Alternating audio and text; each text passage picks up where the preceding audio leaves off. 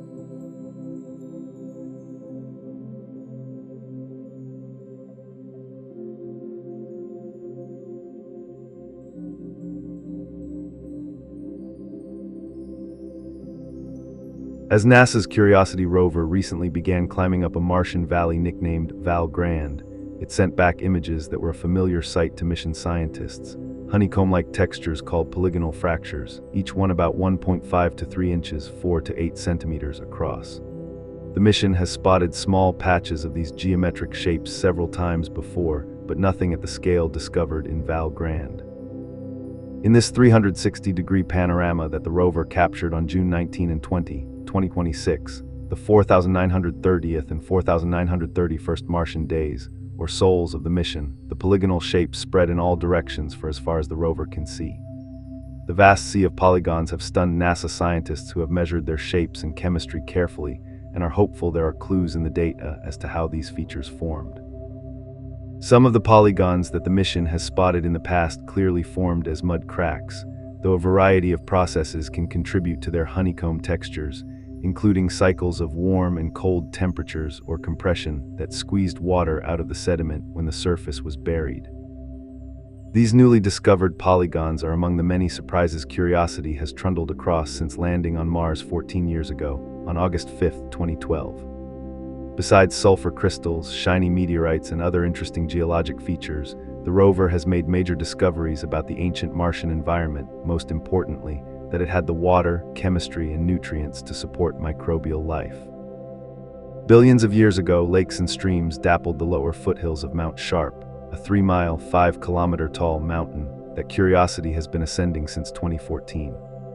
The rover has previously uncovered chemistry left over from Mars' watery history, including carbon-based molecules believed to be precursors to RNA and DNA, 2 nucleic acids that carry genetic information. Scientists have no way of knowing whether these organic molecules were created by biologic or geologic processes. Either path is possible, but their discovery reconfirmed that ancient Mars had the right chemistry to support life.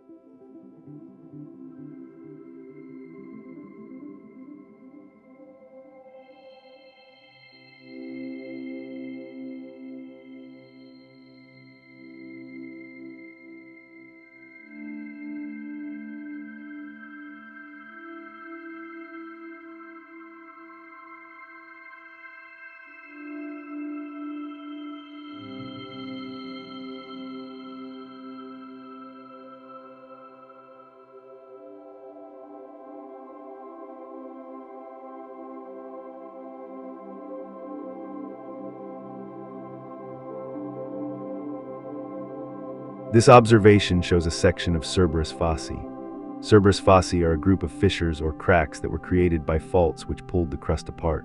They are located in Elysium Planitia, southeast of the Elysium Mons volcanic complex on Mars, and span roughly 1,235 kilometers, or 767 miles across. The linear features seen here are tectonic graben. Graben are formed by extension of the crust and faulting. When large amounts of pressure or tension are applied to rocks on timescales that are fast enough that the rock cannot respond by deforming, the rock breaks along faults. In the case of a graben, two parallel faults are formed by extension of the crust, and the rock in between the faults drops downward into the space created by the extension. The graben visible here is trending from north, northwest to south, southeast. Because the faults defining the graben are formed perpendicular to the direction of the applied stress, it's known that extensional forces were pulling the crust apart in the east, northeast, and west, southwest direction. The Cerberus Fossae graben are sources of both channels and significant volcanic flows. Cerberus Fossae also cuts across features such as hills, indicating the relative youth of the tectonic activity.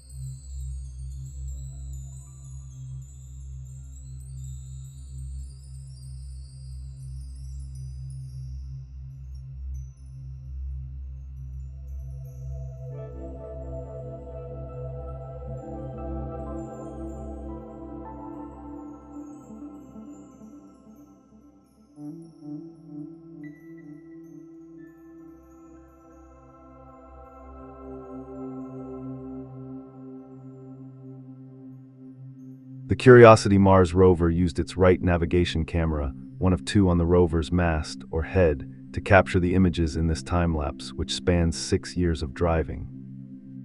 The images were snapped between January 2, 2020 and March 8, 2026, the 2633rd and 4830th Martian day, or Sol, of the mission, respectively. The images were taken when the mast was looking behind the rover to help the NASA science team choose rocks to study. Curiosity's team is using this time-lapse to watch for sand grains shifting on the rover's deck. Distinguishing between sand jostled by each drive and wind gusts can provide new information about seasonal changes in the atmosphere.